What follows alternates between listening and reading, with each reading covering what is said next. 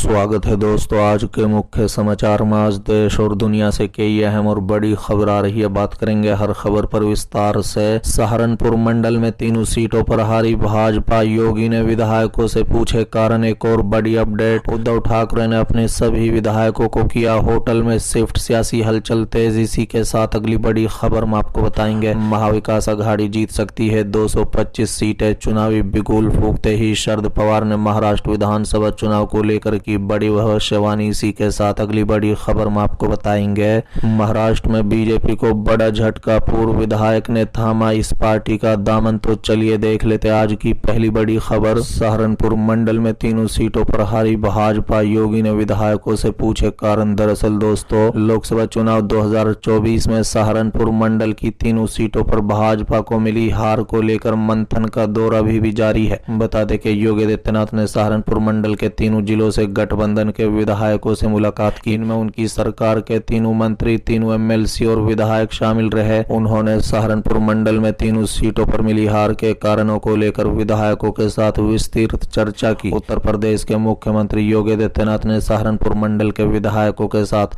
लखनऊ स्थित सरकारी आवास पर समीक्षा बैठक ली।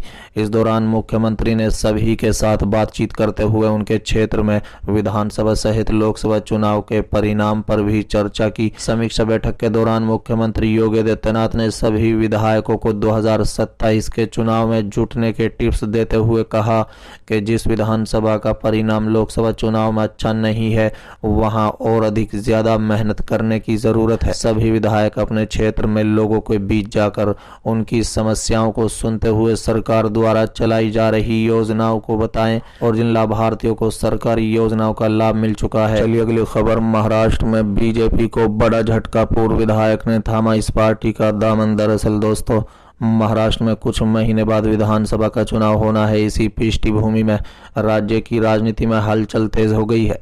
इसी बीच महाराष्ट्र में बीजेपी को बड़ा झटका लगा है। बीजेपी के पूर्व विधायक सुधाकर भालेराव ने बीजेपी की सदस्यता से इस्तीफा दे दिया है। सुधाकर भालेराव ने एनसीपी शरद पवार गुट का दामन थामा है। बता दें कि एनसीपी पार्टी में शामिल होने के समय महाराष्ट्र प्रदेश अध्यक्ष जयंत पाटिल, विधायक राजेश टोपे सहित कई प्रमुख नेता उपस्थित थे। आगामी चुनाव से पहले सुधाकर भालेराव का बीजेपी छोड़कर अपनी पार्टी को बदलना बीजेपी के लिए बड़ा झटका माना जा रहा है। बता दें कि उदगीर रिजर्व निर्वाचन क्षेत्र से भालेराव लगातार 2 बार बीजेपी के विधायक रहे हैं। 2019 के चुनाव में बीजेपी ने सुधाकर भालेराव को परभनी से डॉक्टर अनिल कुंबले को उम्मीदवार बनाया था। हालांकि एनसीपी के संजय बानसोड़े ने उनके खिलाफ जीत हासिल की थी। संजय बानसोड़े जो अजित पवार की पार्टी एनसीपी में है, फिलहाल महाराष्ट्र के खेल मंत्री हैं। महाविकास अघाड़ी गठबंधन में उदगीर की सीट शरद पवार की एनसीपी के पास है। ऐसे में आगामी विधानसभा चुनाव में एनसीपी के संजय बानसोड़े और शरद पवार की पार्टी में शामिल सुधाकर भालेराव के बीच कड़ा मुकाबला होने की संभावना है। चलिए अगली खबर। महाविकास अघाड़ी जीत सकती है 225 सीटें। चुनावी बिगुल फूंकते ही शरद पवार ने महाराष्ट्र विधानसभा चुनाव को लेकर की बड़ी भविष्यवाणी। दरअसल दोस्तों, महाराष्ट्र में अब से महज 3 महीने बाद विधानसभा चुनाव होने की संभावना है। ऐसे में राष्ट्रवादी कांग्रेस पार्टी के नेता शरद पवार ने गुरुवार को चुनावी बिगुल फूंका और कहा कि एमवीए 225 से अधिक सीटों पर जीत हासिल कर सकती है। बता दें 288 सीटों वाली महाराष्ट्र विधानसभा के लिए चुनाव अक्टूबर के महीने में होने की संभावना है। ये कहते हुए कि महाराष्ट्र गलत लोगों के हाथ में है, शरद पवार ने कहा है महाविकास अघाड़ी, जिसमें कांग्रेस, राकंपा, सपा और शिवसेना यूबीटी शामिल हैं, 225 सीटें जीत सकती है। पवार ने ये टिप्पणी उस समय की जब उदगीर के पूर्व विधायक सुधाकर भालेराव और उनके कई सहयोगी मुंबई के यशवंतराव केंद्र में उनकी राकंपा नेता सुप्रिया सोले और जयंत पाटिल की मौजूदगी में पार्टी में शामिल हुए हैं। बता दें कि 2009 और 2014 में लातूर के उदगीर से जीतने वाले पूर्व विधायक भालेराव ने भाजपा को अपना इस्तीफा सौंप दिया और फिर राकंपा सपा में शामिल हो गए।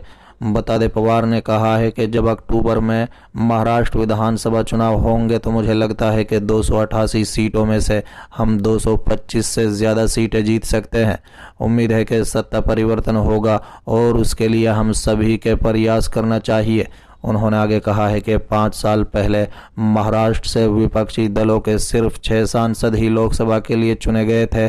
हालांकि इस बार लोगों को भी लगा कि स्थिति बदलनी चाहिए और 48 में से 31 सीटों पर विपक्षी सांसद विजय हुए। हमने जिन 10 सीटों पर चुनाव लड़ा उनमें से 8 पर जीत हासिल की। पवार ने एनसीपी नेताओं और कार्यकर्ताओं से सामूहिक शक्ति के साथ महाराष्ट्र को देश का सबसे शक्तिशाली राज्य बनाने का संकल्प लेने को भी कहा। इसी बीच भाजपा, एनसीपी और शिवसेना एकनाथ शिंदे से मिलकर बनी महाविकास अघाड़ी और महायुति ने कहा है कि वो आगामी विधानसभा चुनाव गठबंधन में लड़ेंगे। रिपोर्ट के अनुसार राज्य भाजपा इकाई ने केंद्र नेतृत्व से कहा है कि राज्य में सबसे बड़ी पार्टी होने के नाते उन्हें 180 सीटों पर चुनाव लड़ना चाहिए। अजित पवार और शिंदे खेमे के नेताओं ने भी कहा है कि उन्हें 80 से 100 सीटें मिलनी चाहिए।